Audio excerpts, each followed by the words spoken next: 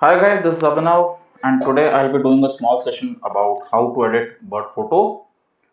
So in order to do this, let us first open a photo and the software that I'll be using is a Photoshop, a very easy option for and an essential option, of course.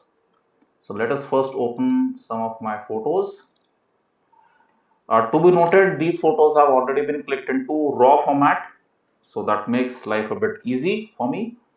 So let's take a photo and open it up in Adobe Photoshop. So since this is a raw format, once you double click it, see this is the photo which is there. And now let us open in with Photoshop.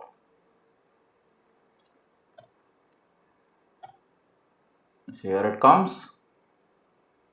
The high computing starts now. That's a good part. So example, this is the photo, right? Or maybe we should change the photo because what I can feel is it's not in focus. So let's give me a second. So maybe some other photo we'll try.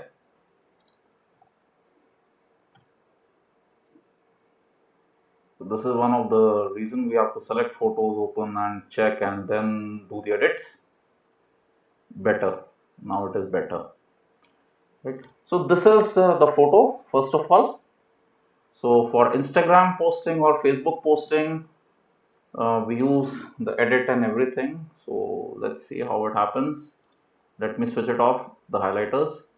So the basic and important parameter is that first of all, if you want an easy option, simply collect, press the button which says auto and things are in control, crop the image and it is done.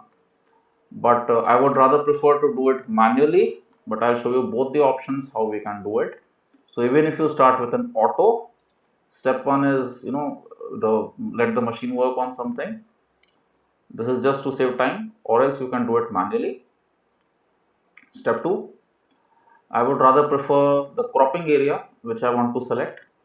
So do I want a full photo or I want a 1:1 ratio for Instagram, or I want a 4:5 ratio, or I want something else.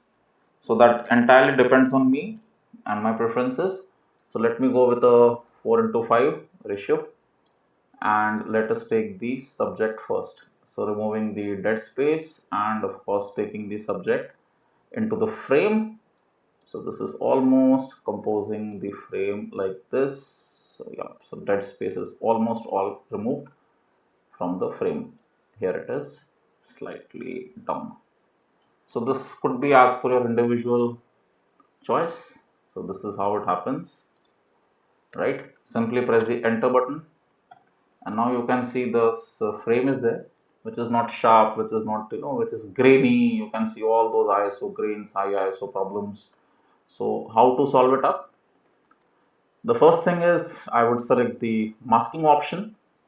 Here I would select the background. Background is selected.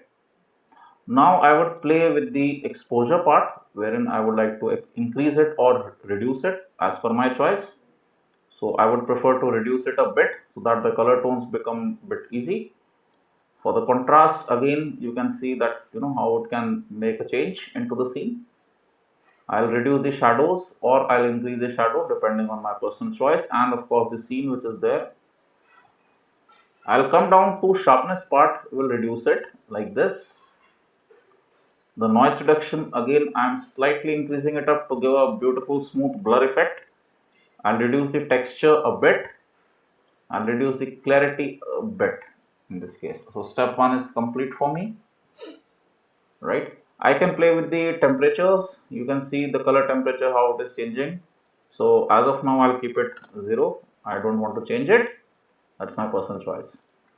Now coming to the another subject, I'll simply press the plus option and will select the option which says select subject. This is it. The subject has been selected. The first thing is I would go to the noise reduction part to reduce the noise. There it goes, 1. Then I go to the sharpness part to increase the sharpness. You can see the difference which is happening. So a bit sharper image here, slightly less texture or more texture depending on your choice, whether you want feather details or not. Here it comes, right? Clarity, you can reduce it, and increasing will definitely give a contrasty kind of a look, so slightly reduce it. Then again come to the highlights part, which is the brighter part if it is too shiny or something, so see the difference which is happening. So I'll reduce the highlights, I'll reduce the exposure a bit, or maybe increase it as per your choice, as per the subject. Then increase the shadow a bit. Now you can see this is getting slightly better.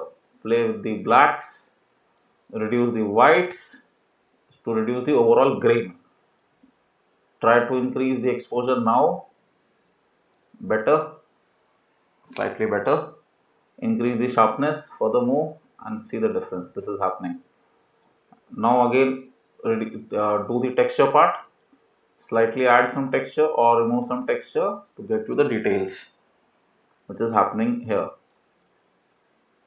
Right? Now what is happening in the mask 1, again let us come down to the mask 1, which is my background selection. I go to the edit section, the topmost button, and I go to the color mixer part. Here I can change with the colors, the hue I can change like this. The image is changing, whatever I want I would go for. You can have your own selections. Go with the blues, which you want blue water to be, see the difference which is happening. So we'll go with the blues again slightly, and again come down to the orange and the yellows part. In this case I want orange a bit vibrant. Here it goes. Blues to be a bit more. Okay, good to go. Purples to be slightly less. Just a second. Now again I am coming down to the saturation part, and I'm working for the greens. I don't want this kind of a green, but yes, this is again coming up. I want the aqua colors to be like this. So this is how it has been done. Now I open it up and I simply put my logo. So, or maybe a text, I can write my name or something.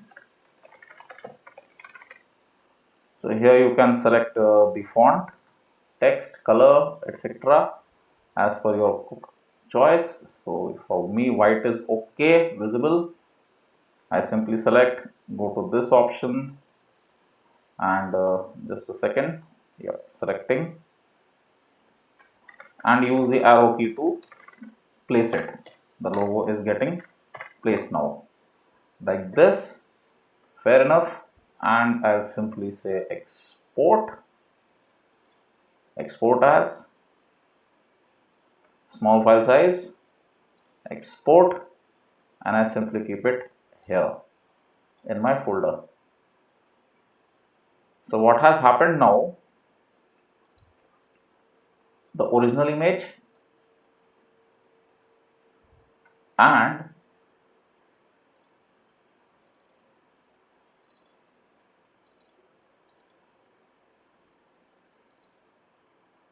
the edited image, now you can see the difference, right? So that's how Photoshop plays an important role into getting an image more presentable. And it's for your choice. You can do the colors, the aqua, the saturation, the sharpness, details, etc. So this was a small session. If any comments or any suggestions you have, please feel free to write to me. Or I'm also in learning phase as of now. So if you feel like this video is good for you, do give me a thumbs up. And if you feel like I should do something better to improve, maybe working on some layers and working on some more background, some more techniques, more than happy to learn and address. So if you have any query, drop me a message. This is Abhinav signing off. Thank you.